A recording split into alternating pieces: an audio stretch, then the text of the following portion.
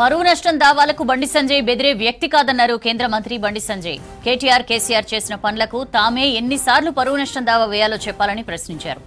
తాను లవంగాలు తింటే తంబాకు అని తిట్టిన కేటీఆర్ పై ఆనాడు నేను పరువు నష్టం దావా వేయలేకనా అని అన్నారు. నేను వాస్తవాలు మాట్లాడానే తప్ప కేటీఆర్ ను ఎక్కడా తిట్టలేదన్నారు.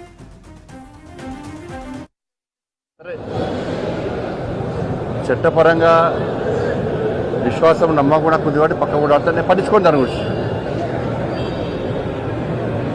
ఇలా లక్షల రూపాయలు కోట్లు కడుతున్నారు ఇవాళ కేసీఆర్ కుటుంబము.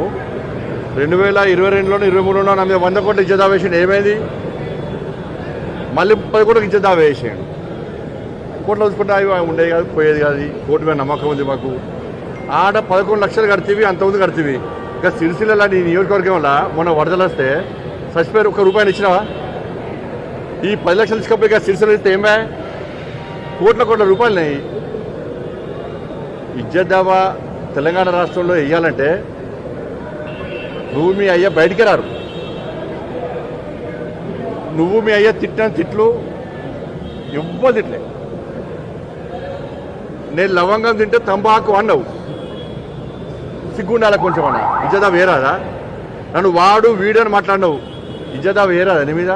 మీ అయ్య నన్ను నా తలకే 6 ముక్కలు నట్టుకున్నాడు. ఇజ్జదా వేరాదా? నీ అయ్య నన్ను వాడు వీడు అని ఏ భాష పడితే ఆ భాష మాట్లాడాడు.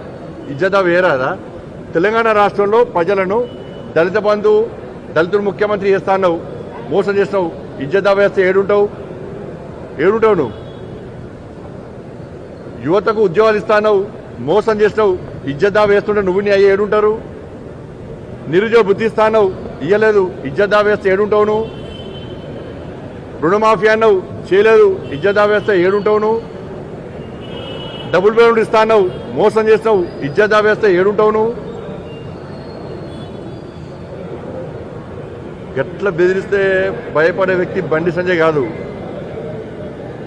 నువ్వు ఉద్యమం పేరుతో వచ్చినావు. మీ నాయన పేరు చెప్పి, మీ అయ్య పేరు చెప్పి నువ్వు వచ్చినావు. నేను 9 సార్లు జైలుకి పోయినా. నా మీద నీ ప్రభుత్వం పెట్టిన కేసులు 109 కేసులు. 9 సార్లు జైలుకి పోయినా. 109 కేసులు. అర్ధరాత్రి ఎత్తుకపోయారు, మధ్యాహ్నం పూట ఎత్తుకపోయారు, రాళ్ల దాడులు చేశారు. కానీ అన్నిటిని నేను ఎట్లా ఎదుర్కొన్నా?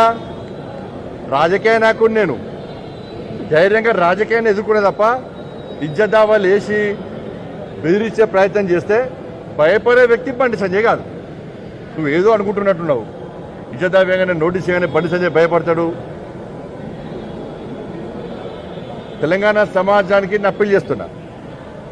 తెలంగాణ రాష్ట్రంలో బీఆర్ఎస్ పార్టీ, గతంలో టీఆర్ఎస్ పార్టీ తెలంగాణ రాష్ట్రంలో రాష్ట్ర ముఖ్యమంత్రిగా కేసీఆర్ గారు ఉన్నప్పుడు కేసీఆర్ గారిని, కేసీఆర్ కుటుంబం తెలంగాణ సమాజాన్ని తిట్టిన తిట్లు వాస్తవమా కాదా? అదే కుటుంబం ఇవాళ నాలాంటి సామాన్య కార్యకర్తల మీద ఇజ్జత్ దావా వేసి బెదిరించే ప్రయత్నం చేస్తే వీళ్ళని ఏం చేయాలో తెలంగాణ సమాజం ఆలోచించాలి. ఇది కరెక్టా?